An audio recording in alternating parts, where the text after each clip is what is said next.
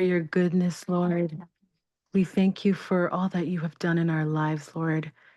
We thank you that you are a God that answers our prayers, Lord. You hear our prayers, Lord. Lord, we thank you for just having your hands upon each of our lives, Lord. We thank you that in times of uncertainty, we don't fear, Lord, because we know that you have a perfect plan over our lives, over our world, Lord, in each and every person, Lord. I ask you that we come with open hearts for what you have for us today, Lord.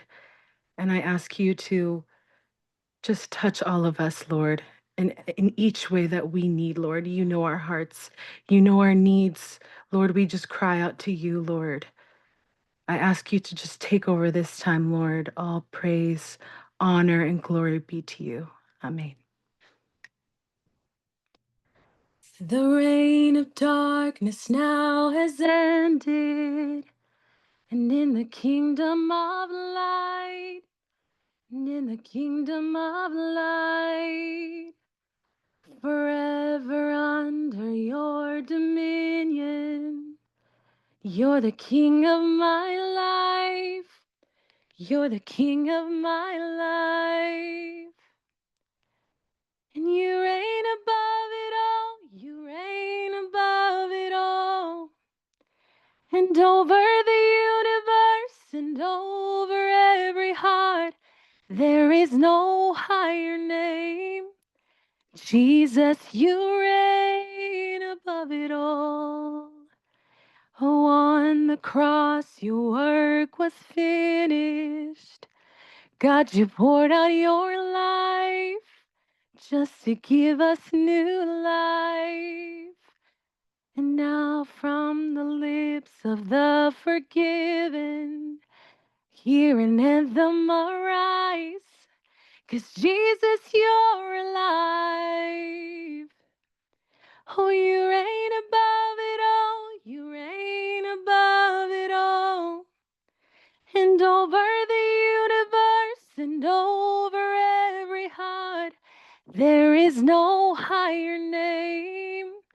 Jesus, you reign above it all. Let all of heaven and the earth erupt in song. Oh, sing hallelujah to the everlasting one. There is no higher name. Jesus, you reign above it all. Oh, you reign above it all. Oh, you sent the darkness running, and out of an empty grave, now seated alone in glory, enthroned on the highest praise. Oh, you sent the darkness running, and out of an empty grave, now seated alone in glory, enthroned on the highest praise.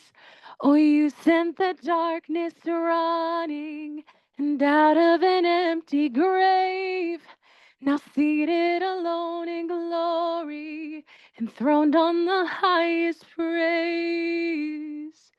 You reign above it all, you reign above it all. And over the universe and over every heart, there is no higher name. Jesus, you reign above it all. Let all of heaven and the earth erupt in song, and sing hallelujah to the everlasting one. Oh, there is no higher name. Jesus, you reign above it all. You reign above it all. You reign above it all. Oh, blessed assurance, and Jesus is mine.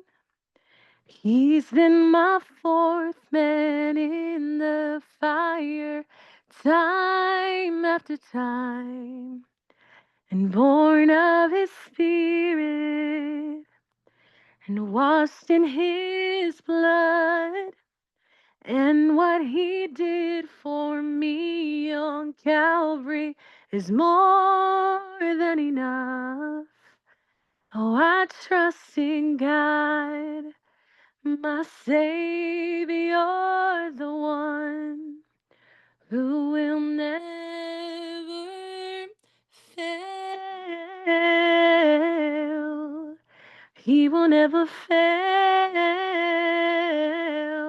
Oh, I trust in God, my Savior, the one who will never fail. He will never fail. In perfect submission, and all is at rest. I know the author of tomorrow has ordered my steps. So this is my story, and this is my song. I'm praising my risen King and Savior all the day long. Oh, I trust in God, my Savior, the one who will never fail.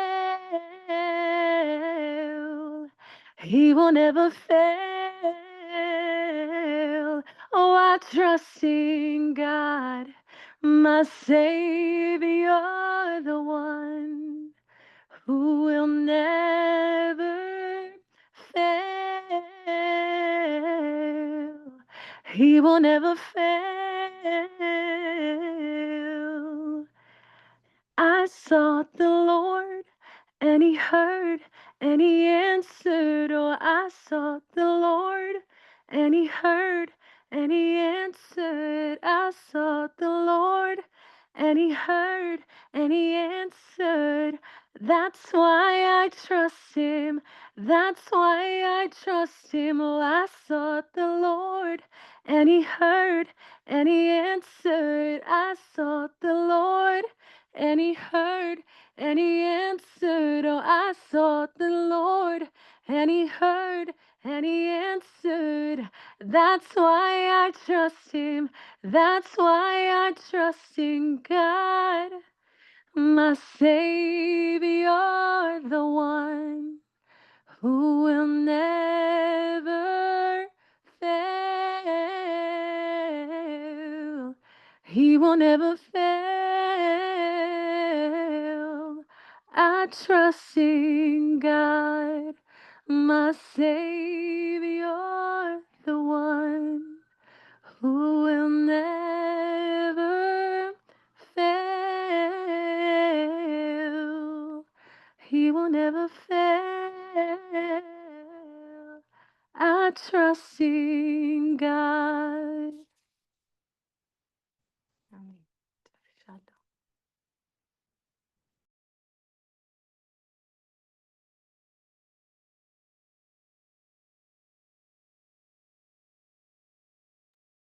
ብዬ ጨረስ ጨርሻለሁ። ባረኪልኝ ልጄ፣ ብሩክ ነሽ። ወገኖች እንግዲህ በዝማሬዋ እንደተባረካችሁ አምናለሁ። አብዬ ተባረኪ፣ ጸጋው ይብዛልሽ፣ እደጊልኝ ልጄ። እንግዲህ ወገኖች አሁን ደግሞ ወደ ትምህርቱ እንሄዳለን። ዛሬ አምስተኛውን ክፍል በእምነት ተቋምና በመሰረታዊ የክርስትና ምሰሶዎች በሚል ለአራት የተከፋፈለ ትምህርት ላስታይም ተምረናል። ዛሬ ደግሞ አምስተኛውን ሊያስተምረን ወንድማችን በማካከላችን አለ። ወንድም ዕዝራ አንሚት አድርገህ መቀጠል ትችላለህ። ለአንተና ለመንፈስ ቅዱስ ጊዜውን አሳልፌ እሰጣለሁ። ተባረክልኝ።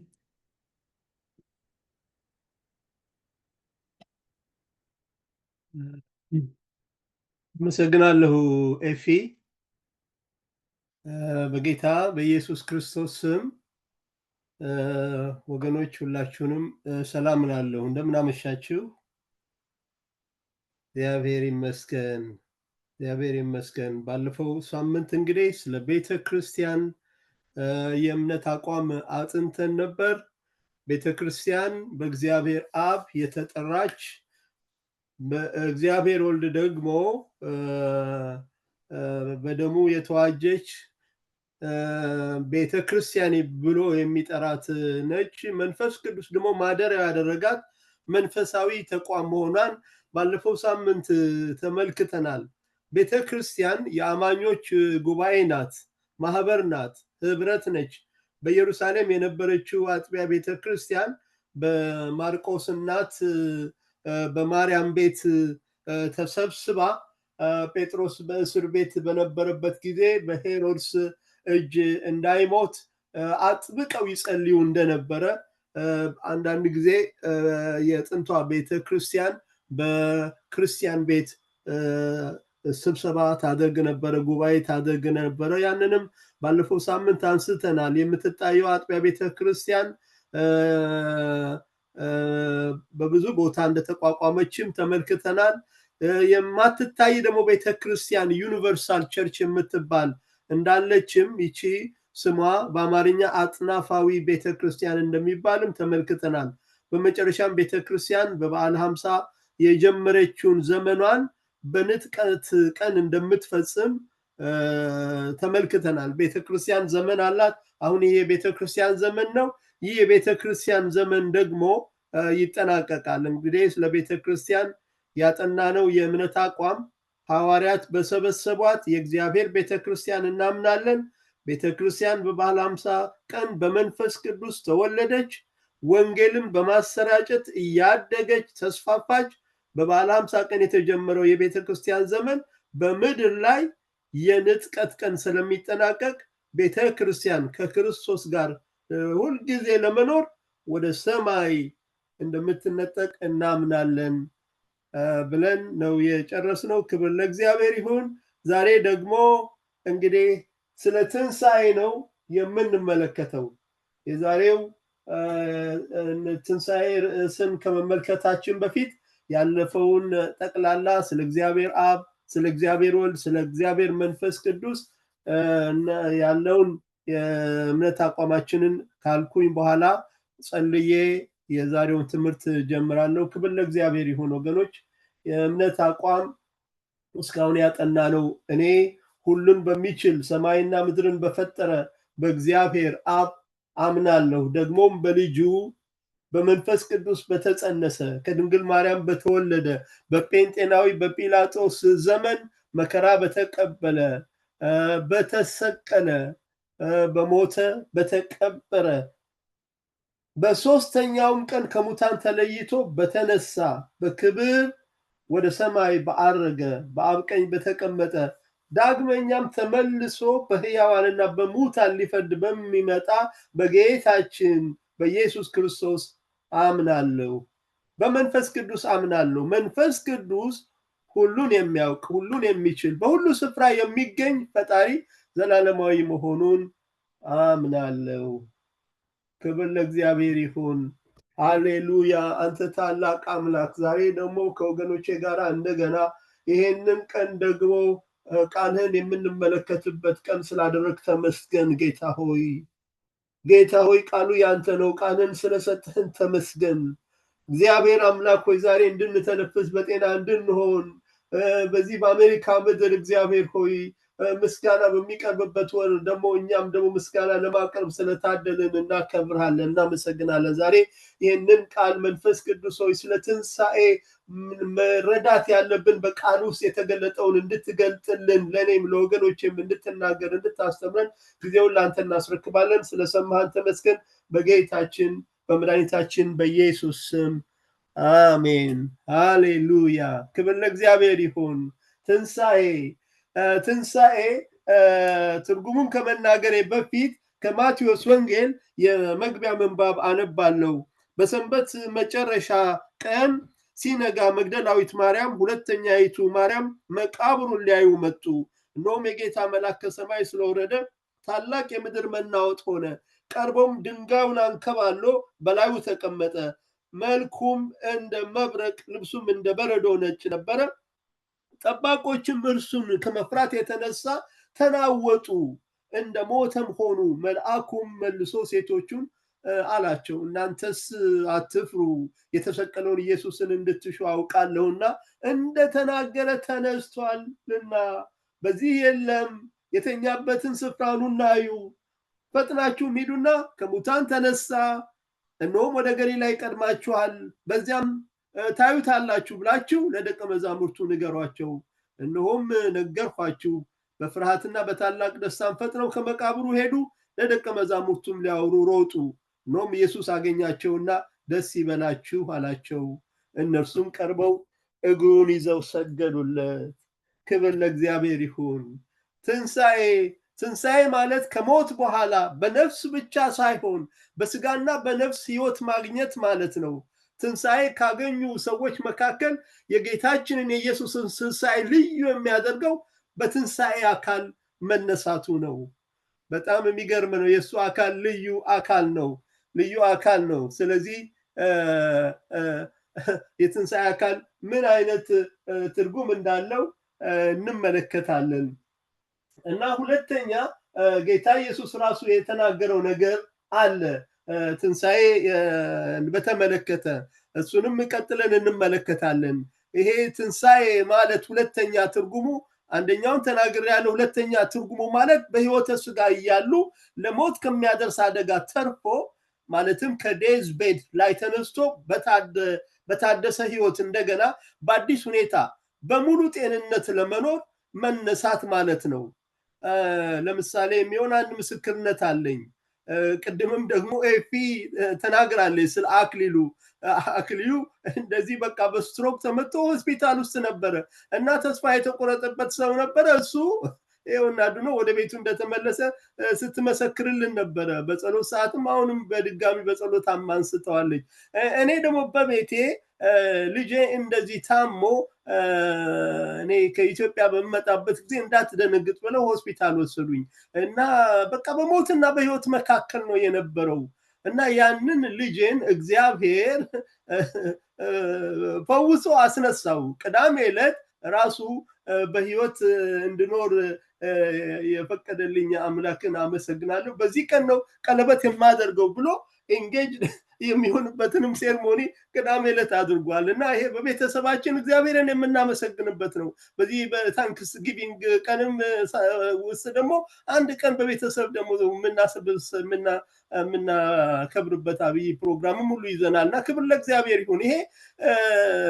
ይሄኛው ሁለተኛው ትርጉም ነው። ግን ዛሬ ጥናታችን የሚያተኩረው በመጀመሪያው ትርጉም ላይ ነው። በዚህ ጌታችን በተናገረው ላይ በማቴዎስ 28 ላይ የተመሰረተ ነው እና እንደገና ሁለተኛ ደግሞ ኢየሱስ ራሱ ትንሣኤና ሕይወት እኔ ነኝ፣ የሚያምንብኝ ቢሞት እንኳ ሕያው ይሆናል፣ ሕያው የሆነም የሚያምንብኝ ሁሉ ለዘላለም አይሞትም፣ ይህም ታምኛለሽን አላት። እርሷም አዎን ጌታ ሆይ፣ አንተ ወደ ዓለም የሚመጣው ክርስቶስ የእግዚአብሔር ልጅ እንደሆንክ አምናለሁ ብላ ትላለች። ሁለተኛው እንግዲህ ከእግዚአብሔር ቃል የማቀርበው ይሄ ሁለተኛው ጥቅስ ይሆናል።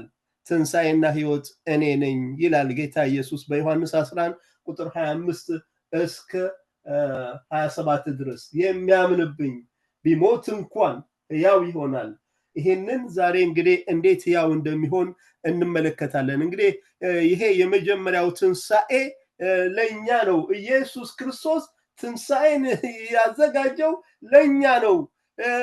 ይሄ ምክንያት አለው ለኛ ያደረገበት። ኢየሱስ የሚመጣው ለቤተ ክርስቲያን ብሎ ነው። ቤተ ክርስቲያንን ትንሣኤ እንድታገኝ እርሱ ይመጣል። በአየር ነው በመጀመሪያ ዳግም ሲመጣ በአየር ላይ ነው፣ በደመና በአየር ውስጥ ነው የሚገለጠው። በዛን ጊዜ ቤተ ክርስቲያን ይቺ አጥናፋዊ የምትባለውን ቤተ ክርስቲያን ሆነች። አጥቢያ ቤተ ክርስቲያን ሁሉም በዚያ ቦታ ይገኛሉ። በመጀመሪያ በአጥናፋዊ ዓለም ውስጥ ያሉት እነዚህ አንቀላፍተው ያሉት ሞቶ የነበሩት በሙሉ አስቀድመው የሚነሱት እነሱ ይሆናሉ።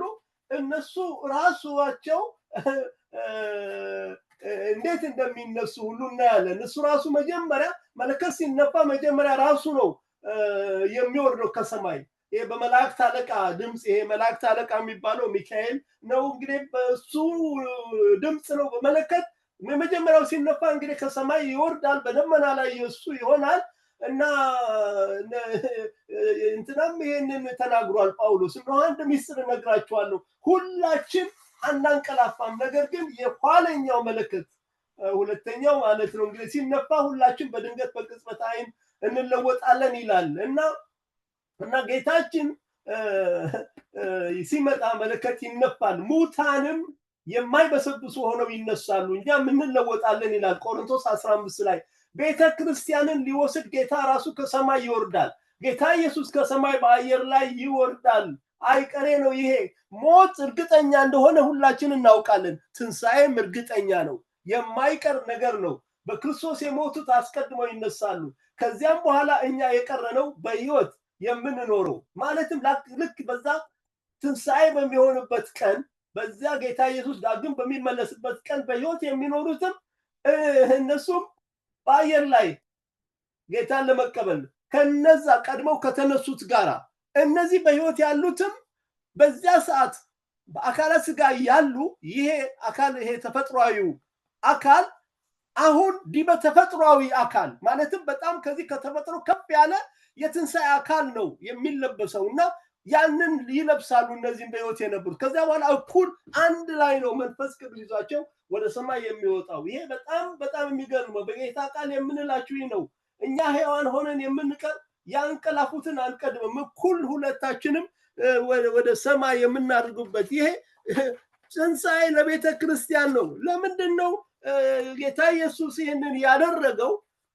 ከዛ በኋላ በጣም የመከራ ዘመን የሚባል ሰባቱ የመከራ ዘመን ስለሚመጣ ቤተ ክርስቲያን ያንን አታይም። እግዚአብሔር ለቁጣ አልመረጠንምና በጌታችን በኢየሱስ ክርስቶስ መዳንን ለማግኘት ነው ተብሎ ተጽፏል። አንደኛ ተሰሎንቄ ምዕራፍ 9 የትዕግስቴን ቃል ስለጠበቅህ እኔ ደግሞ በምድር የሚኖሩትን ይፈትናቸው ዘንድ በዓለም ሁሉ ላይ ሊመጣ ካለው ፈተና ሰዓት እጠብቅሃለሁ።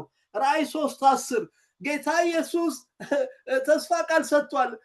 ቤተ ክርስቲያን ያንን በሰባቱ ዓመት ክፉ መከራ ይሄ ሰባት የመከራ ጽዋ ሰባት መለከት ሲነፋ የሚፈስበት በጣም በዓለም አቀፍ ደረጃ እስራኤል ትልቅ መከራ የምታይበት የምትከበብበት ጊዜ ነው። ቤተ ክርስቲያን ግን ይሄንን አታይም። ጌታ ኢየሱስ በዛ መከራ ውስጥ እንድታልፍ እሱ አልፈቀደም። መጥቶ ለኛ ነው የሚመጣው፣ ከኛ ጋር ነው ደግሞ ልክ የሰባቱ ዓመት የመከራ ዘመን ሲያል ከኛ ጋራ ከቅዱሳን ጋራ እነዚህ የትንሣኤ አካል ከለበሱት ጋራ እነሱ መላእክትም አጅበውት ነው ወደ ምድር የሚወርደው። መጀመሪያ በአየር ላይ ሲገለጥ ለኛ ነው የሚመጣው፣ ለቤተ ክርስቲያን ነው የሚወስደው። ሁለተኛ ደግሞ ከኛ ጋር ነው ወደ ምድር ዳግመኛ መጥቶ በደብረ ዘይት ተራራ ላይ የሚያርፈው። ልክ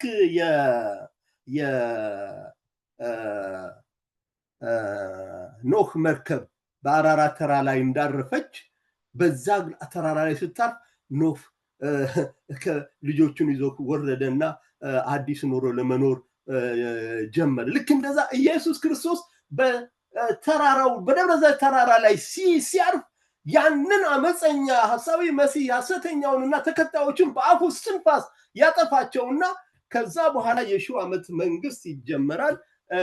እስራኤልም ታርፋለች። ዓለም ውስጥ ሁሉ እረፍት ይሆናል። እንግዲህ ትንሣኤ ለሰው ሁሉ ነው። ትንሣኤ ለሰው ሁሉ ነው። ትንሣኤ ለሰው ሁሉ ነው። በቃ ሕያውም ሆነ ሙታንም ሆኑ ሁሉ ሰው ትንሣኤ ያገኛል። ይህንን ዛሬ እንመለከታለን። የእግዚአብሔር ቃል የሚለውን በዚህ ምድር በብሉይ ኪዳን ትንሣኤ ያገኙ ተመልሰው ሞተዋል። በዚህ ምድር ላይ በአዲስ ኪዳንም ትንሣኤ ያገኙ ተመልሰው ሞተዋል።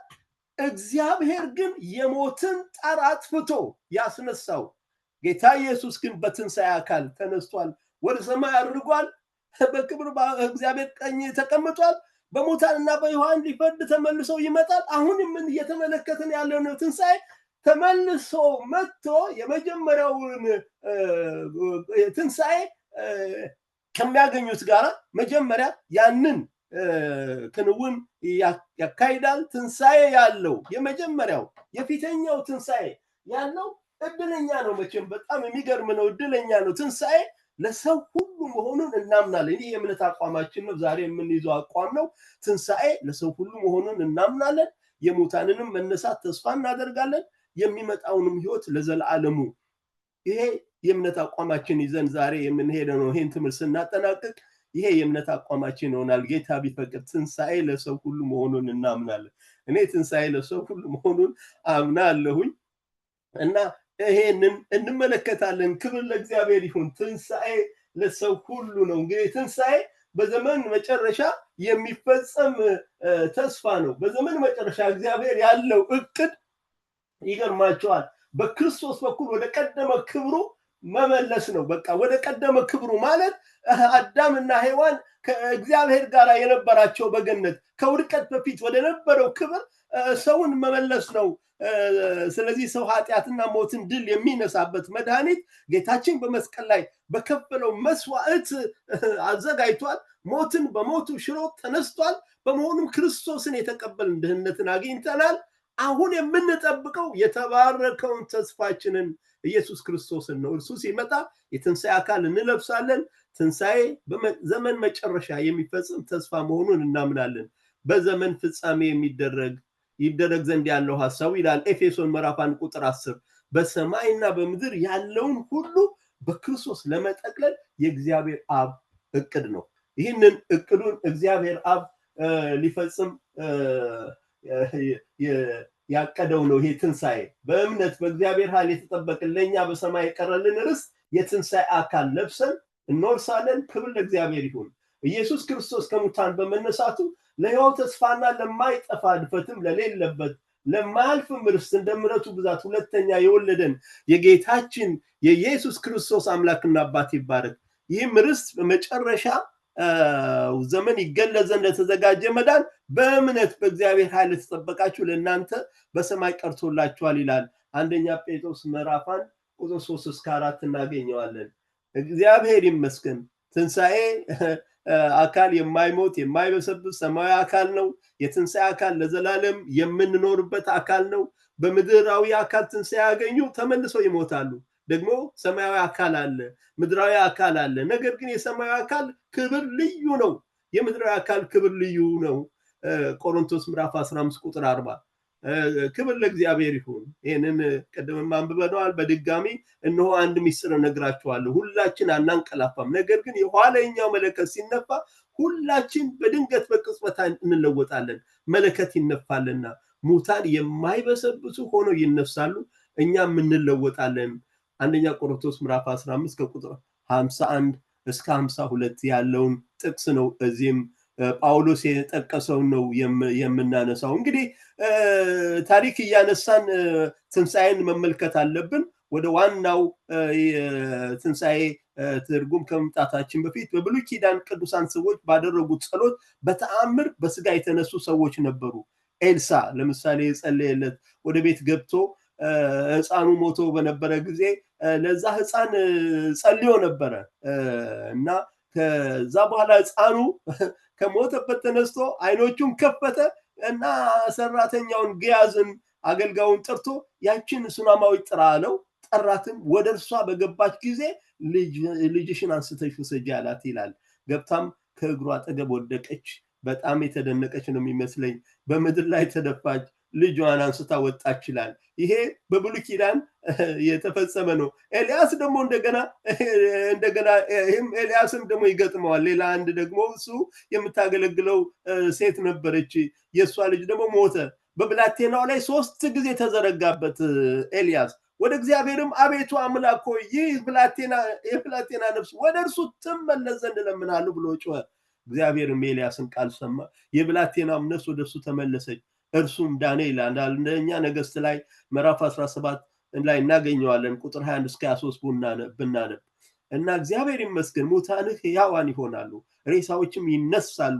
በምድር የምትኖሩ ሆይ ጠልህ የብርሃን ጠል ነውና ምድርም ሙታንን ታወጣለችና ንቁ ዘምሩም እያለ ኢሳይያስ በምዕራፍ 26 ቁጥር 19 ላይ ትንቢት ተናግሯል። ይሄ ትንቢት በምድር በአንዳንድ ሰዎች ላይ ተፈጽሟል። በአዲስ ኪዳንም ጌታ ኢየሱስ በተአምር ያስነሳው ወጣት አንዲት ሴት ልጇ ሞቶባት ከከተማ ስትወጣ ጌታ ኢየሱስ ደግሞ ወደ ከተማው ሲገባ የሞተ ሰው ተሸክመው አገኘ። እርሱም ለእናቱ አንድ ልጅ ስለነበረ እርሷ መበለት ነበረች። ብዙ የከተማ ሕዝብ ከእርሷ ጋር አብሮ ነበሩ። ጌታ ኢየሱስ ባያት ጊዜ አዘነላትና አታልቅሺ አላት። ቀርቦም ቃሬዛውን ነካ፣ የተሸከሙትም ቆሙ። አለውም አንተ ጎበዝ እልሃለሁ ተነሳ። የሞተውም ቀና ብሎ ተቀመጠ። ይገርማል። ሊናገርም ጀመረ። ለእናቱም ሰጣት ይላል ሉቃስ ምዕራፍ 7 ቁጥር 12 ላይ። ጌታ ኢየሱስ ሌሎችም ፈውሷል። የኢያኢሮስን ልጅ ፈውሷል። ጌታ ኢየሱስ በተአምር አልዓዛርንም አስነስቶታል። እና ግን እነዚህ ሰዎች ሁሉ ተመልሰው ሞተዋል። በሐዋርያትም ዘመን ደግሞ እንደዚሁ እነ ጴጥሮስ ጣቢታ የምትባል ለሷ ጸልየዋል። ጣቢታ በትንሣኤ ነፍሷ ወደ ስጋ ተመለሰ። ይቺ ደግሞ ደግ ነች፣ የእርዳታ ስራ የምታደርግ ነች እና ደቀ መዝሙር ነበረች። ትርጓሜዋ ዶርቃ ማለት ነው። መልካም ነገር የሞላባት ምጽዋት የምታደርግ የተቸገሩትን የምታለብስ። በዚያ ወራት ታመመችና ሞተች። አጥበውም በሰገነት አኑሯት ይላል።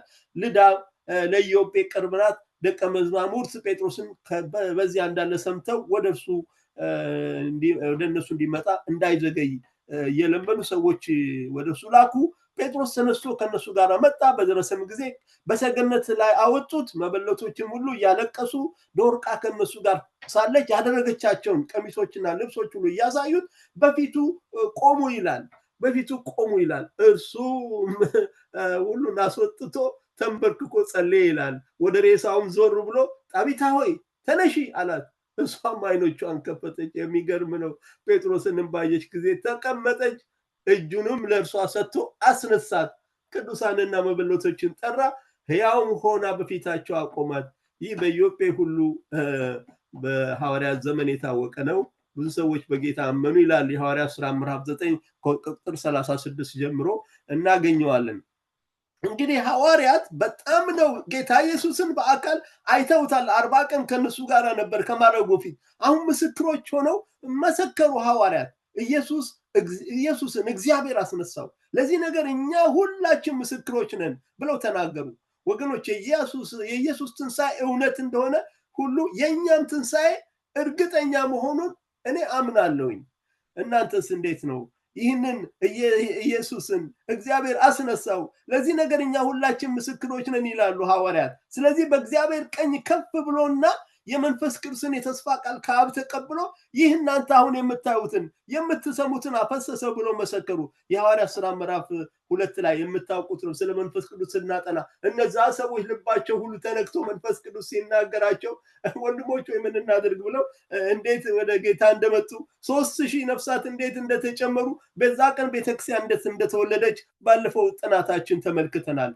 እኛ የኢየሱስ ትንሣኤ ምስክሮች እንደ ሐዋርያት ሆነን ለማገልገል ፈቃደኞች ነን ወይ? ይህ የማቀርበው ጥያቄ ነው። ክርስቶስ ከሙታን ተነስቶ ወደፊት እንዳይሞት ሞትም ወደፊት እንዳይገዛው እናውቃለንና መሞትን አንድ ጊዜ ፈጽሞ ለኃጢአት ሞቷል። የኛ ምትክ ሆኖ ነው የሞተው።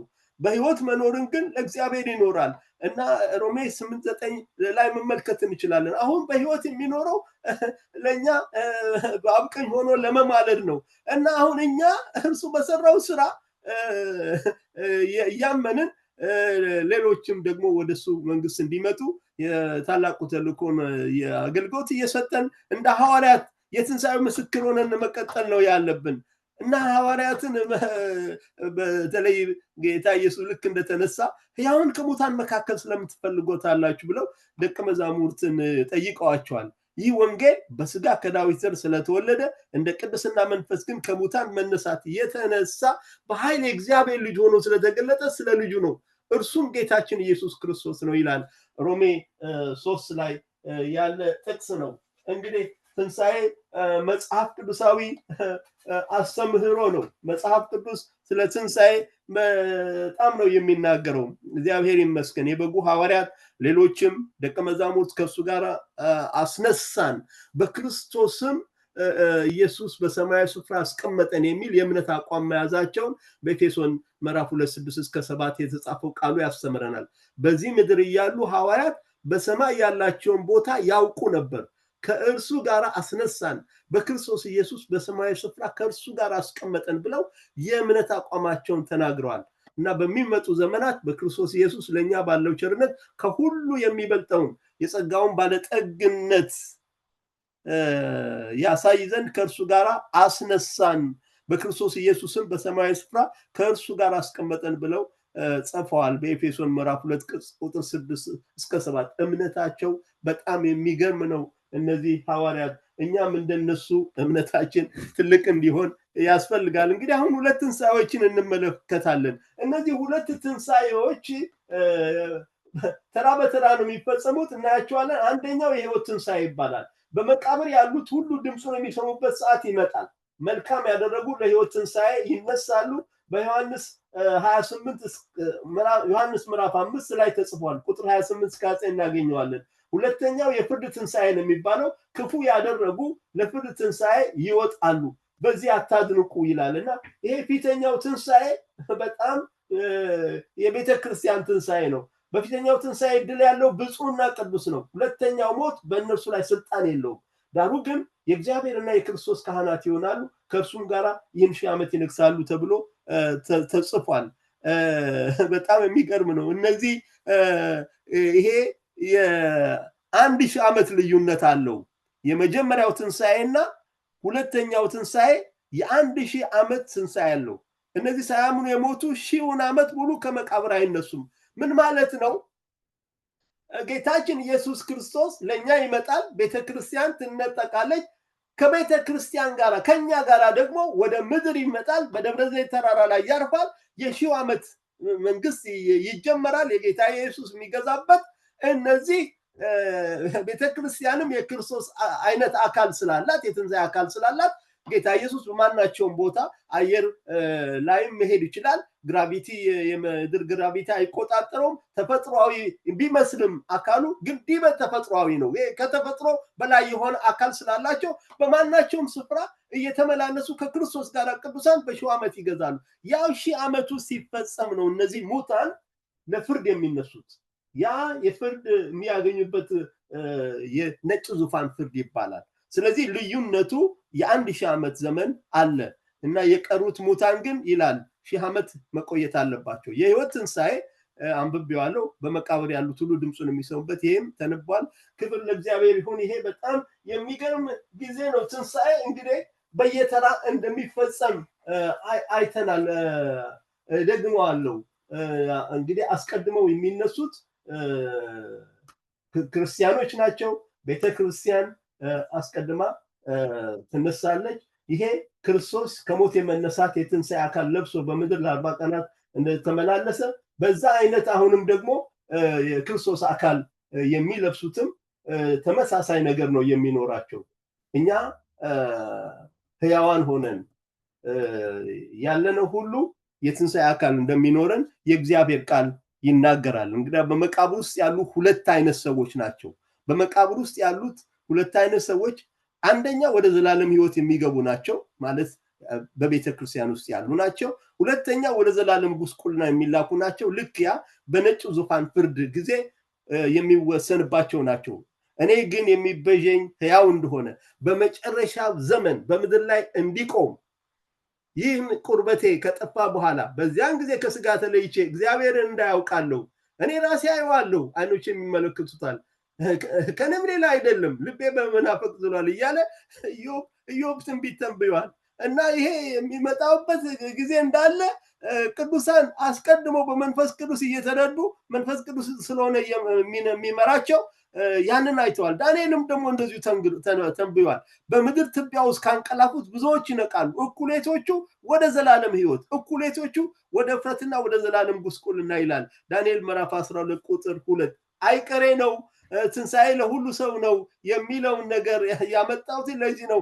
እነዚህ ያንቀላፉት ለሁለት ይከፈላሉ የሚለው ነገር በሕይወት ያለ ነው የመጀመሪያው ትንሣኤ ላይ ነው። እነዚህ ደግሞ ሙታን የሆኑት ደግሞ ሁለተኛው ትንሣኤ ነው የሚገጥማቸው። እንግዲህ ሙታን ጠቅላላ ሕያዋን ይሆናሉ ማለት ምን ማለት ነው? ለዘላለም የሚኖሩ ይሆናሉ ማለት ነው። እና አሁንም የነሱም አካል የማይሞት ነው የሚሆነው፣ የማይበሰብስ ነው የሚሆነው። ልክ እንደዚህ እንደ ሕያዋን እንደ ቤተ ክርስቲያን በትንሣኤ አካል አግኝታለች ብለናል አለ። የትንሣኤ አካል የምንለው የማይሞት የማይበሰብስ ነው። ልዩነቱ ምንድነው? እነዚህ ክፉ ያደረጉ ስለሆኑ የሚሄዱበት ስፍራ ነው። እነዛ ከጌታ ጋር ነው የሚኖሩት እና እነዚህ ግን በቃ በጣም አስቸጋሪ ነገር ነው። እነዚህ የፊተኛ ትንሣኤ ያገኙት እድለኞች ናቸው። ከጌታ ጋር ነው የሚኖሩት። የእግዚአብሔርና የእግዚአብሔር አብና የእግዚአብሔር ወልድ ካህናት ነው የሚሆኑት። 1000 ዓመት ይነግሳሉ። በቃ አገዛዝ ምድርን ማስተዳደር ሁሉ የነሱ ይሆናል። እነዛ ግን እንደዚህ አይደለም። ኋለኛ ትንሣኤ የተነሱት ግን በጣም አስቸጋሪ ነገር ነው የነሱ የሚገጥማቸው። የነሱን ሁኔታ እንመለከታለን። በጣም የሚገርም ነው። እነዚህ ይሄ ፍርድ የሚያጋጥማቸው በራሳቸው ጥፋት ነው። ክርስቶስን ስላልተቀበሉ ነው። እንግዲህ ያው ቅድምም አይተነዋል። ድጋሚ ነው የሚነሳው። በክርስቶስ የሞቱ አስቀድመው ይነሳሉ። ይሄ የአማኞች ትንሣኤ እና የማያምኑ ትንሣኤ በየተራ እንደሚሆን እንደገና ለማሳሰብ ነው። የ1000 ዓመት ልዩነት አለው። የአማኞች ቀድሞ ነው ትንሣኤ የሚያገኙት። የማያምኑ ደግሞ ከ1000 በኋላ ነው ትንሣኤ የሚያገኙት። በየተራ ነው የሚሆነው እና ለፊተኛው ትንሣኤ ቅዱሳን ይሰበሰባሉ። የፊተኛው ትንሣኤን አፈጻጸም እንመለከታለን። የፊተኛው ትንሣኤ አፈጻጸም ያ የተባረከው ተስፋችን የትንሣኤ አካል ሊያለብሰን ይመጣል። ሞት ድል የሚነሳበት የትንሣኤ አካል የምንለብስበት ቀን ተቀጥሮለታል። ያ ጌታ ዳግም የሚመጣበት ቀን ነው። ማንም አያውቀውም ከአባት በቀር እና የአሕዛብ ሙላት የሚባል አለ። የአሕዛብ ሙላት ሲፈጸም በሙላት በቃ ይሄ ከአሕዛብ መዳን ያለበት ጠቅላላ ሲገኝ ሙሉ ሲሆን በዛን ጊዜ ጌታ ኢየሱስ ዳግም ይመጣል እና መጨረሻ የሚድነው ማን እንደሆነ አይታወቅም። ነገር ግን ያ ሙላቱ ልኩን ያውቀዋል ጌታ ኢየሱስ። አሁን ከምስራቅም ከምዕራብም ጥሪ እያደረገ ነው። በማቴዎስ 8 ላይ እንደተገለጸው ጥሩ እነዛ ግብዣ የተጋበዙ ሰዎች አንመጣም ሲሉ እዚህ ሄጃለሁ፣ እንዴት ሻለብኝ እንዲህ አለ፣ በል ከመንገድ ዳር ያሉትን ድሆችን ጉዱሾችን ሁሉ ጥራ እና ገና ብዙ ስፍራ አለ የሚል እዛ ትንቢት አለ እና ገና አሁን ጌታ ኢየሱስ ዳግም እስኪመጣ ድረስ ስፍራ አለ። ነገር ግን የአሕዛብ ሙላት ሙሉ የሚሆንበት ጊዜ አለ፣ በቃ የሚልበት። በዚያን ጊዜ ጌታ ኢየሱስ ፊቱን የአሕዛብ ሙላት ሲፈጸም አሁን የትንሣኤ ሲሆን ፊቱን የሚያዞረው ወደ እስራኤል ነው። እስራኤል የምትድንበትን መንገድ እስራኤል ሁሉ ይድናል የሚለው ትንቢት የሚፈጽመው በዚህ በሰባቱ ዓመት የመከራ ዘመን ውስጥ ነው። ያን ጊዜ ይሄ አመፀኛው ሰውዬ 3ኛው ዓመት ተኩል ላይ የራሱን ምስል ያቆማል እዛ ቤተ መቅደሱ ውስጥ እና የእነሱን ደግሞ የሚያደርጉትን የሰርክ መስዋዕት ያስቀርባቸዋል። ያን ጊዜ አይኖቻቸው ይከፈትና ለካ የሰቀልነው ያን ጊዜ እውነተኛው መሲሐችንን ነው ብለው ጌታ ኢየሱስን ያን ጊዜ ነው የሚቀበሉት። ያን ጊዜ ልባቸው ወደሱ ይመለሳል። እንደውም 144,000ዎቹ ጌታን የሚቀበሉት ያን ጊዜ ነው እና እነሱም መከራ ይቀበላሉ። ነገር ግን እነሱንም ደግሞ ጌታ ኢየሱስ ወደ ሰማይ እንዲነጠቁ በደመና እንዲነጠቁ ያደርጋል። ወደ እስራኤል ዘንበል የሚልበት ጊዜ ነው። እስራኤልን የሚያስብበት ጊዜ ነው። አሁን ከዚህ ከአማኞች ትንሣኤ ከቤተ ክርስቲያን ትንሣኤ በኋላ በጣም የሚገርም ጊዜ ነው። እንግዲህ እሱም ነው እየተከታተለን የምንሄደው። ይሄ ክብር ለእግዚአብሔር ይሁን፣ ክብር ለእግዚአብሔር ይሁን እና የትንሣኤ አካል ትንሽ እንመልከተው በድጋሚ ለመከለስ ያህል ነው። የማይበሰብስ የማይሞት አካል ነው። ሙታን የማይበሰብሱ ሆነው የትንሣኤ አካል ለብሰው ይነሳሉ። በሕይወት ያለነውም በቅጽበት እንለወጣለን ይላል። የትንሣኤ አካል እንለብሳለን። የትንሣኤ አካል ስጋና አጥንት አለው። እዚህ ጋር የታይፕ ኤረር ነው፣ ይቅርታ የለውም የሚል የታይፕ ኤረር ነው፣ ይቅርታ ጠይቃለሁ። ስጋና አጥንት አለው። እኔ ራሴ እንደሆንኩ እጆቼንና እግሮቼን እዩ፣ በእኔም እንደምታዩት መንፈስ ስጋና አጥንት የለውም፣ እኔ እንዳሳችሁ እዩ አላቸው። አሁን ምንድን ነው ይሄ የትንሣኤ አካል ግድግዳ አይከለክለውም። በተቆለፈ ቤት ውስጥ ይገባል እና ጌታ ኢየሱስ በተዘጋ ቤት ውስጥ እነሱ ፈርተው በተዘጋ ቤት ውስጥ ነበሩ። እርሱ ግን መካከላቸው ገብቶ ከትንሣኤ በኋላ ሰላም ለእናንተ ይሁን አላቸው እና በዛን ጊዜ መንፈስ መሰላቸው። እንዴ ኑ እጄን ዳሱ፣ ጎኔንም ተመልከቱ፣ መንፈስ ስጋና አጥንት የለውም ብሎ የተናገረው በሉቃስ 24:39 ቁጥር 40 ላይ ነው። ሊያስረዳቸው ነው። እና ይሄ አካሉ እንዳለ ነው፣ ግን አካሉ ግን ዲበ ተፈጥሯዊ ነው ብያቸዋለሁ። ከተፈጥሮአዊ አካል ከፍ ያለ ስራ የሚሰራ ምን ማለት ነው? ከዚህ በኋላ የሺህ ዓመት መንግስት ካለቀ በኋላ የነጭ ዙፋን ፍርድ ከተፈረደ በኋላ እንደገና አዲስ ሰማይና አዲስ ምድር ከላይ ከሰማይ እንደገና ይወረዳል። እነዚህ የትንሣኤ አካል የለበሱት በአዲስ ሰማይና በአዲስ ምድር ወደፊት እንደምንኖር ነው መጽሐፍ ቅዱስ የሚያስተምረው። ስለዚህ ይሄ አዲሱ ይሄ ዲበ ተፈጥሯዊ አካል በዛም በአዲሱ ዓለም ለመኖር የምንችልበት አካል ነው። ቤተ ክርስቲያን በጣም የሚገርም የታደለ ነገር ነው። ይሄ ለቤተ ክርስቲያን የተዘጋጀው ነገር በእግዚአብሔር ቃል ውስጥ በጣም የሚገርም ነው እና በመጀመሪያ ትንሣኤ የሚነሱ ታማኞች ኢየሱስ ከትንሣኤ በኋላ የለበሰውን የትንሣኤ አካል አይነት ተመሳሳይ ነው። ሮሜ 8 ቁጥር 29 ላይ እና ከትንሣኤ በኋላ ያለው አካላቸው በምድር በነበሩበት የሕይወት ዘመን የነበራቸውን አካል የሚመስል ሲሆን ማንነታቸው ይታወቃል። ያንንም መመልከት እንችላለን። ሉቃስ 16 ላይ ማየት እንችላለን። ዮሐንስ 20 ላይ ማየት እንችላለን። ማቴዎስ 28 ቁጥር 10 ላይ አካላቸው ያ ተፈጥሯዊውን አካላቸውን ይመስላል። ግን አካሉ ይሄ አዲሱ አካል የትንሣኤ አካል የሚባለው ዲበ ተፈጥሯዊ ነው። ለአዲስቱ ሰማይና ለአዲስቱ ምድር እንዲስማማ ተደርጎ ወደ ሰማያዊ አካል የተለወጠ ነው። ቆሮንቶስ 15:42 ላይ ማየት እንችላለን። ራዕይ ምዕራፍ 21 ላይ ማየት እንችላለን። በተፈጥሮ ሕግ የማይገዛ መንፈሳዊ ማለትም ተፈጥሯዊ ሳይሆን ዲበ ተፈጥሯዊ አካል ነው የሚል አስቀምጫለሁ። ከተፈጥሮአዊ አካል ከፍ ያለ ነው የትንሣኤ አካል። ሉቃስ ምዕራፍ 24 ቁጥር 3 ማስረጃ አለ።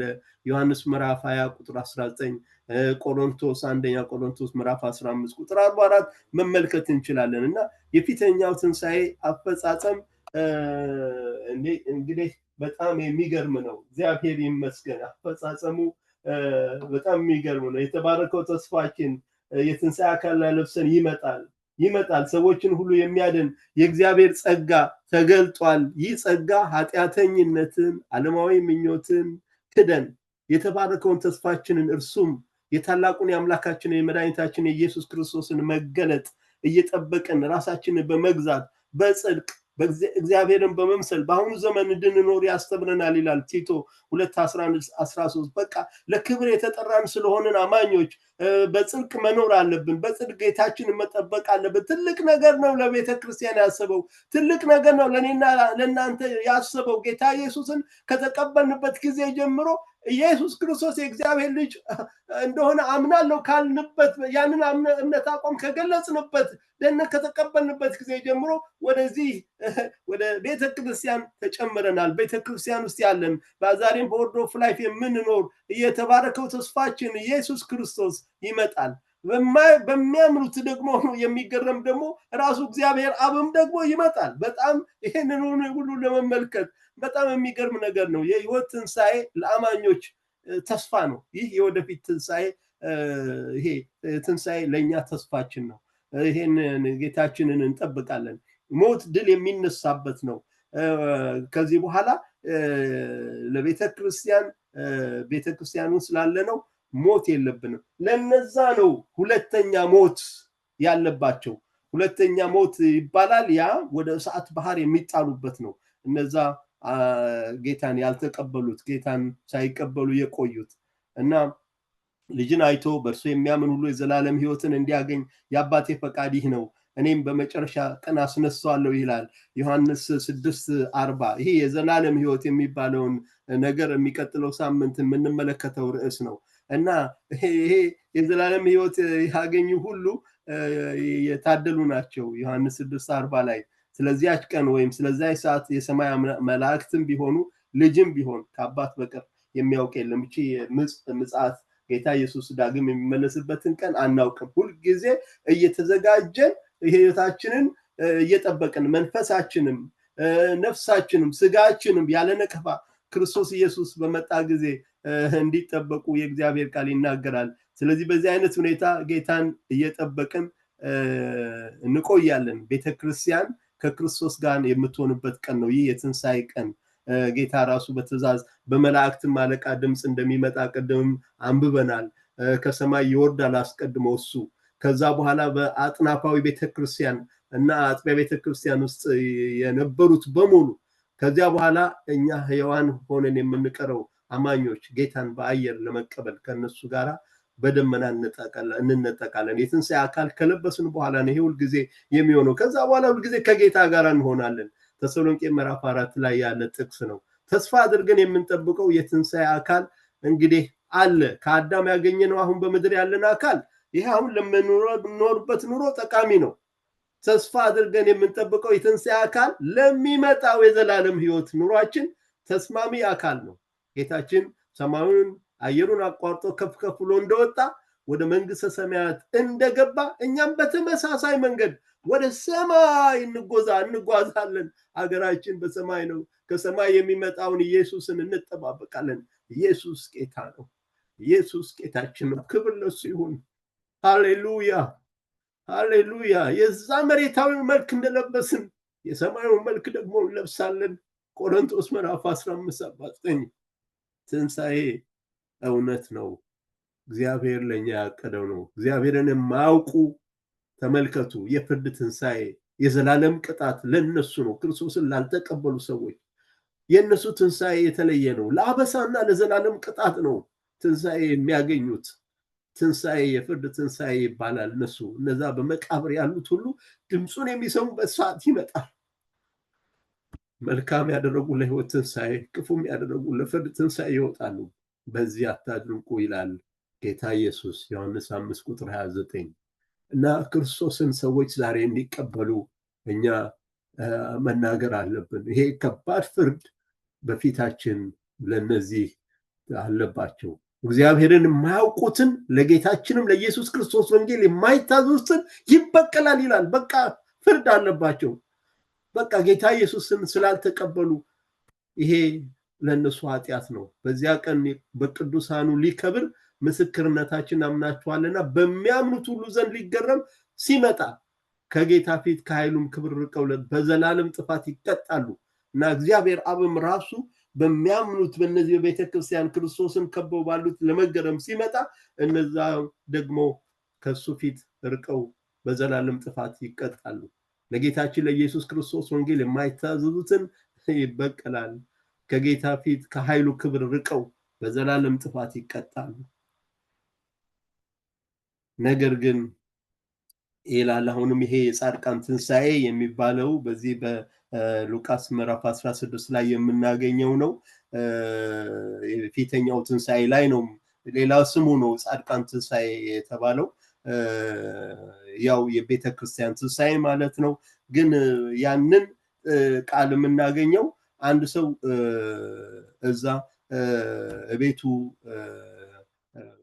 አጠገብ ወድቆ ነበረ አልዓዛር የሚባል ሰው እና ለዛ ሰው ውሻ እንኳን ቁስሉን ሲልስ ያ ሰው ምንም ነገር አላደረገለትም። ግን ከሞት በኋላ ግን እዚያ ነፍስ እንግዲህ ነፍስ ትናገራለች ይባላል። ነፍስ እውቀት አለች። በነፍስ እዛ ያሉት ይተዋወቃሉ፣ ይነጋገራሉ ይባላል። እና አብርሃምን ከሩቁ አይቶት አብርሃም አባት ወይ እባክህ ያንን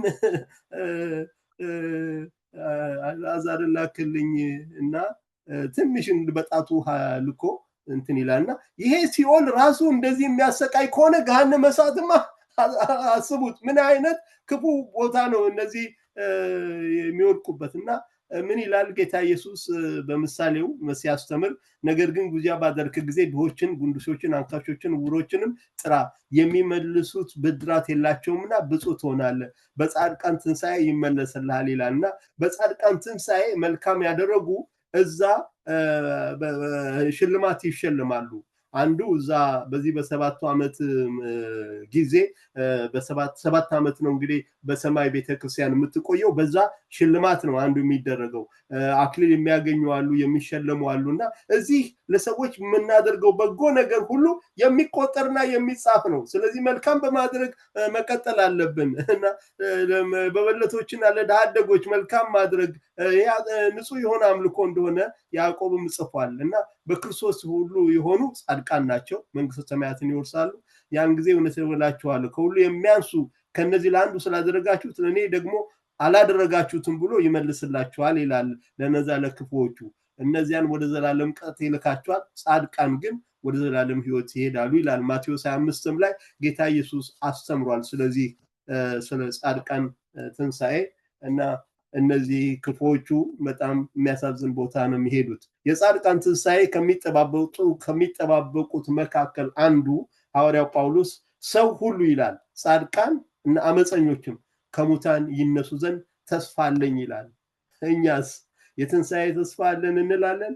እና አዎ ሰው ሁሉ ትንሣኤ እንዳለ እናምናለን። እነዚህ ራሳቸው ደግሞ ይላል እዛ የሚከሱት አሉ ፈሪሳውያን ራሳቸው በትንሣኤ ሙታን ያምናሉ እና ስለዚህ ስለሚከሱት ነው የሚናገረው። እነዚህ ራሳቸው ደግሞ የሚጠብቁት ጻድቃንም አመፀኞችም ከሙታን ይነሱ ዘንድ እንዳላቸው ተስፋ በእግዚአብሔር ዘንድ እኔም አለኝ ተስፋ። እኔ ማምነው በቃ ትንሣኤ አለ ብዬ ነው እና በዚህ ምክንያት እንግዲህ የተለየ እምነት አለው ብለው ነው እንደዚህ የሚያሰቃኙ እያለ ሲናገር በሐዋርያት ሥራ ምዕራፍ 4 ቁጥር 25 ላይ የተጻፈው ታሪክ ነው እዚህ ጋር የተጠቀሰው። ክብር ለእግዚአብሔር ይሁን። ትንሣኤ ለሰው ሁሉ ነው። ትንሣኤ ለሰው ሁሉ ነው። ክብር ለእግዚአብሔር ይሁን። ትንሣኤ ለሰው ሁሉ ነው። እግዚአብሔር ይመስገን ወገኖች፣ እግዚአብሔር ይመስገን፣ እግዚአብሔር ይመስገን። ትንሣኤ ለሰው ሁሉ ነው። ትንሣኤ ለሰው ሁሉ መሆኑን እናምናለን። ይሄ አቋማችን ነው። አሁን እንግዲህ ወገኖች የምትስማሙ ከሆነ ይሄንን አቋም እንድትይዙ አሳስባለሁ። የሙታን መነሳት ተስፋ እናደርጋለን፣ የሚመጣውንም ህይወት ለዘላለሙ። እግዚአብሔር ይመስገን፣ እግዚአብሔር ይመስገን። እኔ የራሴን አቋም የጻፍኩትን አነበብኩኝ በኋላ ወደ ማጠቃለያው እንደሄዳለን። ሰው ሁሉ ትንሣኤ እንደሚያገኝ አምናለሁ። ጌታችን ዳግም በሚመለስበት ጊዜ በመጀመሪያው ትንሣኤ የምታገኘው ቤተክርስቲያን መሆኗን አምናለሁ። ከሺው ዓመት የክርስቶስ መንግስት በኋላ ሙታን ትንሣኤ እንደሚያገኙና በነጩ ዙፋን ፍርድ ፊት ቀርበው በክርስቶስ ፍርድ ወደ ገሃነመ እሳት እንዲጣሉ ይሄ ፍርድ እንደሚሰጣቸው አምናለሁ። ክብር ለእግዚአብሔር ይሁን። ወገኖች ስላዳመጣችሁኝ እግዚአብሔር ይባርካችሁ።